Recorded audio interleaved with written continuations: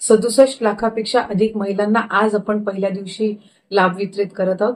असंच उद्या, परवा आणि आणखीन पुढचे 2 दिवस असे 4 दिवस रोज महिलांना लाभ वितरण करण्यात येईल। 1500चा हप्ता हा महिलांच्या थेट खात्यामध्ये निवडणुकीच्या नंतर सुद्धा जवळपास 3 ते 4 हप्ते हे महिलांच्या खात्यामध्ये आज वितरित झालेले आहेत आणि त्याची प्रक्रिया सुरू आहे। अशाच पद्धतीने ही योजना पुढेही सुरू राहणार आहे। 2100च्या बाबतीतली जी भूमिका आहे ती राज्याचे मुख्यमंत्री देवेंद्र फडणवीस साहेबांनी, अजितदादांनी, शिंदे साहेबांनी सुद्धा वेळोवेळी मांडलेली आहे।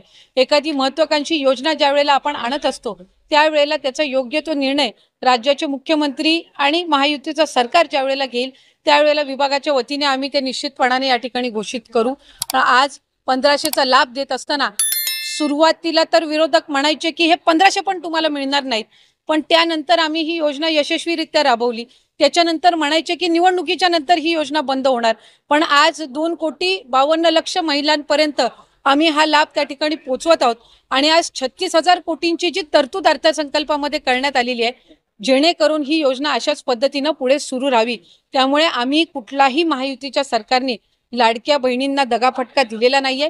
2100चा योग्य तो निर्णय जाहीरनामा किंवा एखादा ज्या वेळेला तुम्ही वचननामा असतं ते पुढच्या 5 पंचवार्षिक या संबंध या याच्यातून दृष्टिकोनातून तो ठेवलेला असतो। त्यामुळे त्या बाबतीतला योग्य तो निर्णय हा महायुतीचं सरकार हे निश्चितपणाने घेईन। पण आपल्या माध्यमातून मला लाडक्या बहिणींना सांगायचंय की ही योजना कधीही बंद होणार नाही आणि महायुतीच्या सरकारकडून अशाच पद्धतीने चालू राहील।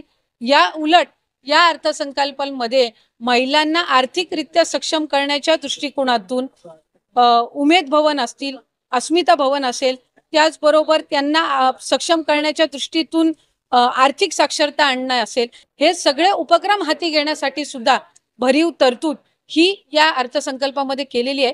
त्यामुळे महिलांना अधिकाधिक सक्षम करण्याच्या दृष्टिकोनातून आम्ही काम करत आहोत।